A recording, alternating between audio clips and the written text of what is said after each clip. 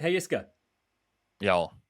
because it's Christmas, what are the best plays in Overwatch League history? Well,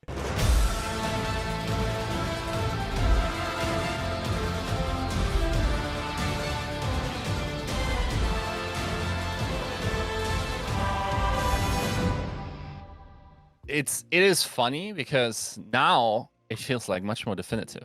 Beforehand, when you did these lists, it's always like, who knows? To say the best of all time always felt so, like, do you have no trust in the future generation?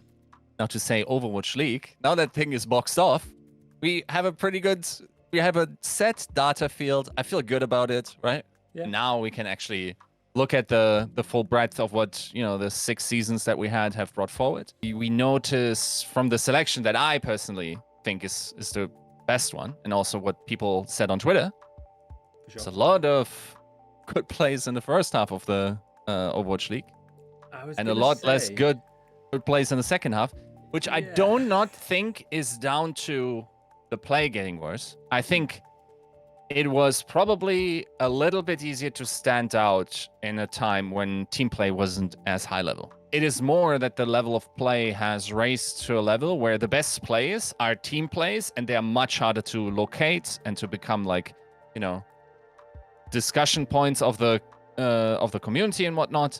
So, do I believe that the plays that we've selected are the actual best plays? Probably not. Like, this game is just really hard. But best plays is also, sort of a social thing, I think, right? Like, best plays should also impact in a way how the community has been impacted by their respective performances. What kind of hype went into it? What were the stakes and whatnot? So, I think overall, I'm not surprised that we're seeing so many great plays, especially in Season 1. let's dive into them then, Yiska. Where are we starting? Paint me a picture. Where are we beginning? We gotta start with one of my favorites, I would say. I think folks that have followed my career kind of know me to be a bit of a Prophet stan. He comes into Overwatch League Season 1, and I already said this guy is an MVP candidate. And I will defend this to my grave. I set a respawn point on that hill to die on. You will never get me off it. This guy should have been an MVP candidate, and he got 0 votes. Okay? And to a degree, I felt a lot of, it felt very good to finally then see that that guy also won in the end. Finals MVP, if I remember correctly. And was also easily the deciding factor in those finals. They get into the finals, and this guy dominates just throughout the entire tournament. And there's one play that exemplifies it. And also when we asked on Twitter, a ton of people just pointed it out. And it's, of course, the Prophet 5K. Neptuno's down again. That heralds disaster generally for the Fusion, and Carpe wasn't far behind. Prophet with 3. He's killed 4 players now on his own. And the Spitfire not quite. through with this one. Prophet finds There you 5. go. No, body blocked up there. So I think we're gonna slow this down, right? We're gonna kind of talk through it a little bit, but like that, Right. I think my initial thought, because obviously I've seen this quite a lot, and when I first came into watching Overwatch League, I wasn't really around during the first season, so I didn't see this live. But I think plenty of people will resonate with the I don't know what I'm doing, so I'm going to shoot in a circle and just aim at heads kind of approach that a lot of people have, which is, I think when you watch this, is kind of what you see, right? But clearly it's not. Like, to be that clinical and that kind of cold-blooded, like the Mercy and then Carpe and then to dance rings around the tanks, it's madness, isn't it? For sure. And it's like madness from practically every single angle. Also just symbolically. Like, taking care of the Mercy. That is essentially 2 kills, right? Because of the res, the way res worked. And then also just rinsing Carpe, who at this point, like, if he was ever close to a championship, that was his, right? Like, this guy was chasing it for the entirety of his career, never got it. And in part, it came down to him just straight up losing to Prophet in places like these. What is also pretty crazy to me is at this point of play, right? to immediately know where the next target is. Yeah. Like this is not like looking around and recognizing. This is just intuitive knowledge. So the importance of that, of course, in a grand final situation, whatnot, the added weight, poise of having been there. Also at this point, pretty cool stat from back then. Prophet had not been in a grand final that he hadn't won at that point of his career. You know. I admittedly only had been 3, right? It was Epic so. Season 4, Overwatch League Season 1, Stage 1, and then the grand finals. Yeah. Right. Jesh and Prophet still on top of the Overwatch world. Everything was good and healthy at this time, right? And for him to pull off that play, I mean, honestly, probably won Grand Finals MVP in that play right there, if we're being honest. But yeah, sick play. Let's move on. Tell me where we're going next, Yiska. Okay, so if we talk about Prophet and I kind of dissed Carpe, we kind of gotta, bring it back for him. Gotta get the money props, yeah. While he is the eternal second, right? And he never broke that curse. But it's not because this guy is bad. This guy was legitimately one of the best players of all time, especially when seen in relation to the level of play that he had at the time that everyone was playing it. I think, especially Season 1, definitely, right? Season 2, it's GOATs. Season 3, still crazy good, right?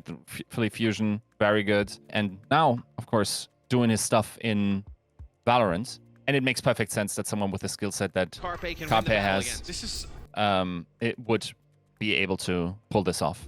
Now, the specific play, and it would be very possible to bring in plays from Carpe from his career that could all qualify for a best playlist. But I think the one that is mostly in the soul of Overwatch League fans is the archetypical winnable. Okay.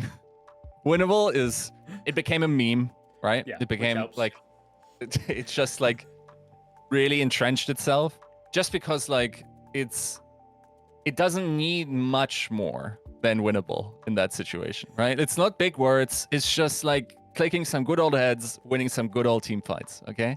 It's not complicated. It's just believing in yourself, in the ability to have great hand-eye coordination and just win fights. Yeah. Even in the face of absolutely getting blown out, right? So as we play this clip, outside high ground to escape to if you get jumped on, but it looks like the Boston here he went. Carpe wins the Crucial Widow duel. Now, in a lot of cases, this just won his team the fight. Okay. Not so because Striker says no. Take the point. That's the Widow duel 1 again. Philadelphia Fusion always going to come out on top. Striker though lands a big triple. So Striker himself gets a quad kill here. Yeah. While Carpe gets Kalios. Okay. Now we look at the scorecard. Yeah. We look at the kills and death. Kill feed. Yeah. And there's one thing. They're still down by one player, right? Mistakes is about to respawn, and therefore you need quick decisions in order to have him not arrive in time for something else. But Carpe is also fueled on just having landed 2 clean ones. And I think in that time, like sometimes you just feel it, right? Sometimes you absolutely just feel it. And that was a sweet thing about Overwatch Widowmaker metas, always, right?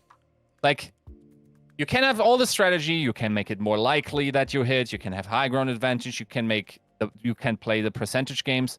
But at the end of the day, in Widowmaker metas, they are honest about just, if your guy clicks well that day, you can absolutely win a match. Fueled by the first 2 kills. Probably also completely ignoring that Striker is also hot. He definitely knows how many players are alive on the Boston side, right? And therefore, another thing maybe to consider is also that Calyx is still alive. I'm not too sure if he has a rest still, but something to consider, right? And the thing is that at the time, they actually released the comms of the situation. Okay. And once again, Carpe says not much more than winnable. He says winnable, I think, right around the time he kills Kalios. Yep. Shortly after Striker kills everyone else. And then he just takes the angle. He basically only says this to Ikyo. Okay? So The barrage there, the Graviton helping both. they continue. I don't think Striker thinks anyone is recontesting this yet. Therefore, like, it's actually lunacy to do that in certain ways. Yeah, it's lunacy. So- Well, it's lunacy to see. Obviously, we can see where, like, I just like that level of mechanic, like that. Even with everything going on around him, the level of reactions, the ability to take the shot. Yeah, maybe you're right. Okay, maybe Striker is being a little lackadaisical. Maybe he doesn't expect someone to be there. But even so, Yeah. I mean, like, he just killed 4 people. I don't think he expects the fight to not be over, fairly speaking, right? So Striker, a little audaciously, tries to find points. Supports are caught together. That's what they needed, but Carpe. And, of course, Carpe gets him here. Here, I would say Calyx is a little... That's just a misplay, I think, to not hide here. I think he should know the angle where it came from. They are, of course, focused on EQO, but yeah, it's not... Yeah. Carpe strikes in again. But also to just hit that headshot yeah, is just like, as of nothing. Yeah. in that movement. Striking down. Killing's also being removed. Carpe, what are you doing? And then they both get Yeah. rid of him. Right? This is unbelievable. That's a terrifying thing to think Now, about. in the aftermath, there's... I'm sure we'll find it. But there's also... They show the stage. And EQO is just smiling. Just going like... it's such a Carpe moment. Just like an archetypically Carpe moment, right? Just like shaking his head. This guy just said winnable and killed 4, right? Like, that's... Yeah. And it became iconic for sure. It became a play that Carpe was known for. All right. So that's our little nod to Carpe. Where are we going for number 3, Scan? Well, see, the segue writes themselves because we said Ikyo had some hands in that play. Well, sometimes you don't need a hand. Sometimes all you need is blade, okay? This is July 2020, right? Paris Eternal still against the Philadelphia Fusion. Now, Paris Eternal, if you were a newer watcher of Overwatch League, that team was actually really good. It was the season where they had most of their success. They actually won a stage. And of course, it's the core that later would go on to win the Overwatch League. As you can see, there are names in it that, as an Overwatch League fan, you should be well aware of. There's Fielder, there's Hanbin, there's Sparkle. What's not to like? For the Philly Fusion, they still have a pretty recognizable roster of players that have been with the organization for a minute, other than, I would say, Fury. Yeah, it's not going too terribly well because it's overtime. And the Paris Eternal has already capped 2 points in their attack. So that would just lose them the map here. Okay. So we keep on going here, and Remaining EQO's gonna come up huge right now. Everyone is. we see there's the first kill while his team keeps dropping. This is a 2v4 at this point, right? Yeah. With before he kills Ben Best, 3 players alive, right? But it's not just 3 players alive, but it's also people later on rejoining. And crucially, there's a Sigma. Okay. So we keep rolling here. Weak. EQO with the blade. Pulls it through. Builds it up. Will it be enough? It is pretty crucial for him because he doesn't have heals at this point. Yeah. Cannot give up too much HP, right? So he pulls the blade and dances around Sigma.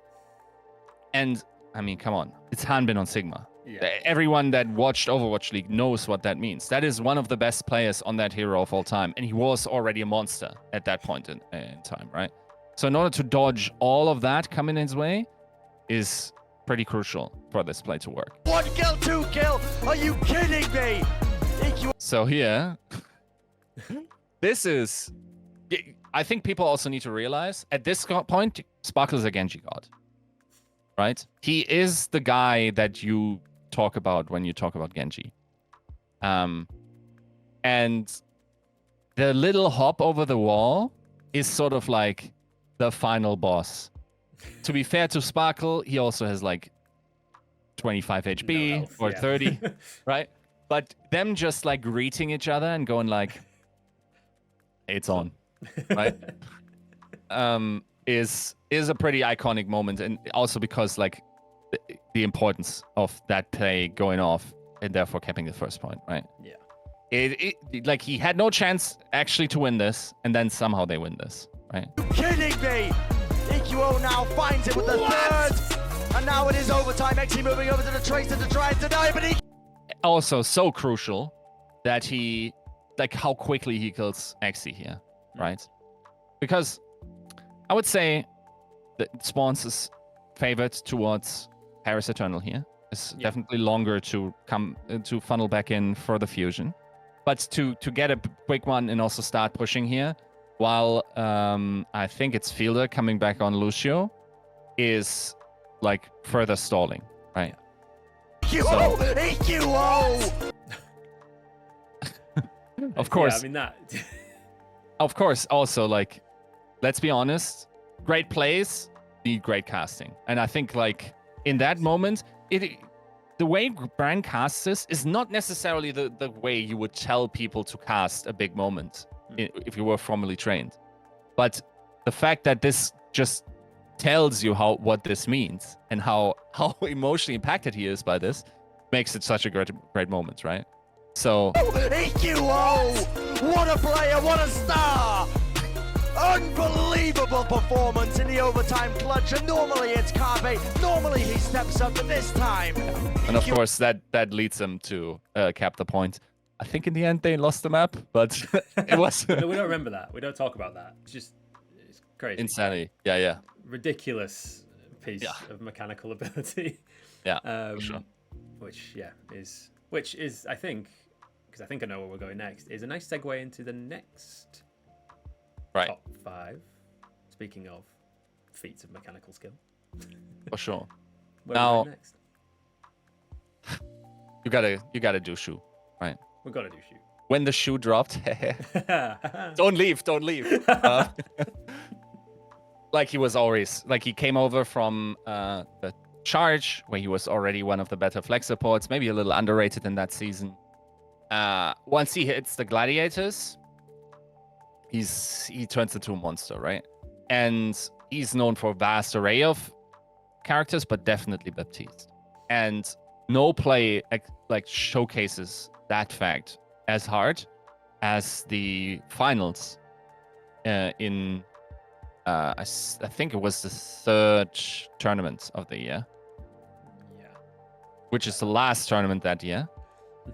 And it is the first trophy that the Gladiators won as a franchise, right? Now, people will say, yeah, like the big dogs that were already a little bit burnt out, like winning the last one is like a little less impressive. There's nothing not impressive about this play. So the situation is dire for the Gladiators. Okay. So the Chengdu Hunters are pushing hard, right? They get 2 quick kills, specifically on the tanks, which is never good news. And they are about to cap that point and then get into the 3rd point. It is at a score of 3-3. This is the last 1.5 minutes of play, no matter how you slice it, because Gladiators didn't finish, therefore we don't have another merry-go-round. This is it, right? These are 1.5 minutes plus overtime, however long that is. You don't want to lose a fight at that point, right? Of course, I guess they would get extra time if they capped, but yeah, you get the point. For sure. So, Jinmoon, Yveltal take out News in space, and at that point, there's nothing conservative you can do here other than just like walk on cart and die. That's the thing that you do. You lick your wounds. You try to prepare for the next fight. Unless find an angle. Okay. Unless you have the vision. Unless you believe in yourself so much that you actually, in most cases, waste an ultimate and your team calls you stupid. But if you have laser beam eyes, like everything is winnable. Okay. Because there's an alternate timeline here where Shu just throws his ult away and the Chengdu hunters just run through. Yes. And that's potentially remembered as one of the big fumbles of Overwatch League history. Right. But It's also it's so, if you just look at the ult status as well, and we can do that after the fight once again. But Jinmu has Blade here, and they do not have that much to throw against him. They realistically, if they win this fight, they probably only need to win like one more, maybe two, depending on how staggered they get here. And with a Blade, that is entirely possible. For sure. This hinges on this fight. I think they just snowball into a victory, and the Chengdu Hunters win their one and only title in their franchise history. But one man said no. Now, another thing that was crucial here is that guy did it without Lantern. Look at this. There's still like a second left after he killed Late Young and Jinmu on his Lantern, right? Yeah. It's not like he's just like dancing around his Lantern. And crucially, he actually keeps the Lantern for the next play. Because what could have happened is Leaf forces out the Lantern and just retreats. And the next fight starts before they have Lantern. And that's a huge advantage, right? Not how it happens. He actually you have got to be forces him out without getting any Lantern out. Also, like, there's something to be said about clicking heads. An underrated skill in Overwatch is movement. There are people that are just like Matrix characters, neoing their way around bullets. I think like people do not really get how hard some of these players are to hit and assume that other players are just really bad at aim. Not so, right? Aim Labs is free. I promise you, like all of those Overwatch League players use it plenty. Okay. And I mean, the rest is history. They, like the Hunters come back. They of course have another attack, but they never bring it back.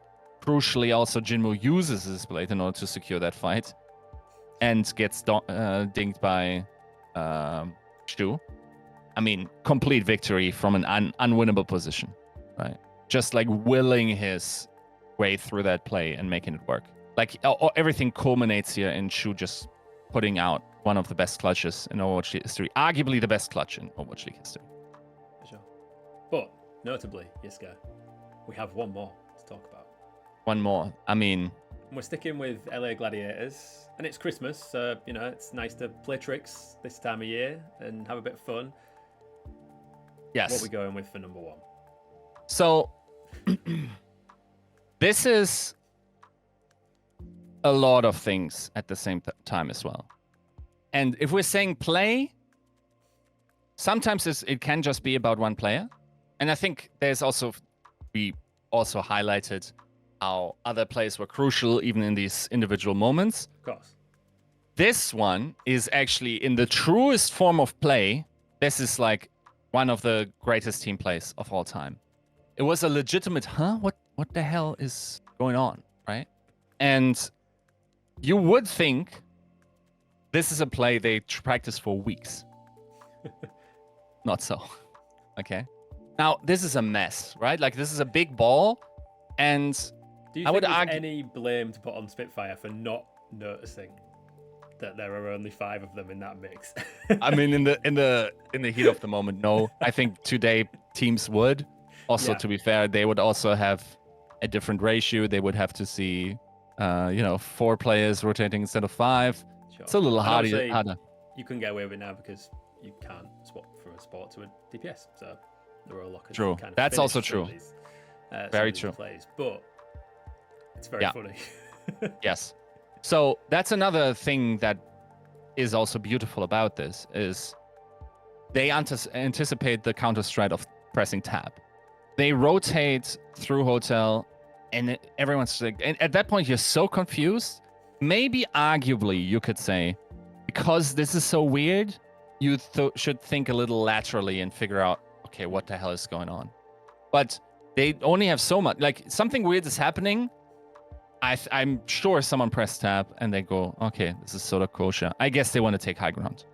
They call the switch. Shofor goes onto Widowmaker. And of course, like also the positioning is perfect for that play to develop in that way. And Shofor switches to Widow and now has just open field, like 90-degree angle to Mercy. So he first picks up Bird Ring. It's not in a reasonable position either, right? I still don't think they have any idea where it's coming from at this point. Yeah. Right. Crucial to also get this kill. Shofor also has to have the mechanical ability in order to he still has to hit the shots, right? Because we're saying it's a team play, but Shofor still has to nail them, like, you know, still has to nail a moving Mercy out of the air. A little easier on the Bird Ring, because, you know, but he's on the ground and you've got the high ground on him. But the Mercy kill, so crucial and tricky to pull off, even if they're not sure where you're coming from. Yeah, and he's giggling already to himself. He's loving every second of this. They just get the point. Now, I also want to emphasize this is Overwatch during a time where you had more time between matches. Was a lot more like this. This pretty much went away as scrim culture changed, got heavier. Like, we got 40 games to play. There's no strat hiding. Therefore, set plays are pretty hard to pull off. So the only thing you can realistically do is, like, keep it hidden from people, or I guess in this sense, keep it, you know, like a secret to yourself and improvise as you come up with that as a solution. Yeah, it's really hard to appreciate how big this was at the time. Yeah. Right. Like, Overwatch was still in its cultural moment. It was this hyped esport, and it was big. Like, we will talk about certain other stuff, but like this just became canonical even within the wider game of Overwatch. There's so many other terms that the esports produced came up with. I'm sure some ranked teams tried to do the same. I'm sure it failed thousands of times. Certainly. It's literally a once in a life. Like, yeah, you because it was such a cultural moment, because it came such a meme, you're never going to get away with that again. Sure. Yes, it also, like, it will never happen again in pro play, right? Everyone will just like realize where the Widowmaker could possibly be, and then just never take that angle. It's not that hard to stay hidden from the Widow angle. The Widow would necessarily have to expose herself much more when, like, you know, placing a buff point or in any of those little chambers, right? It's actually pretty avoidable, and especially if they're expecting standard goals.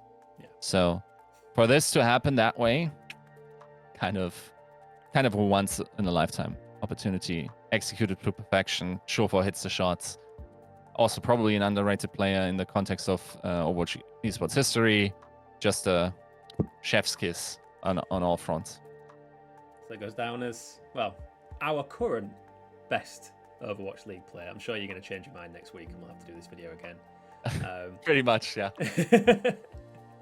Yeah, those are our top 5 best players in Overwatch League history. Let us know down in the comments whether you agree, which ones you think we've missed and would like to see added to the list, and maybe you'll convince Yiska, and we'll go at this again and talk about another top 5 best players in Overwatch League history in the future.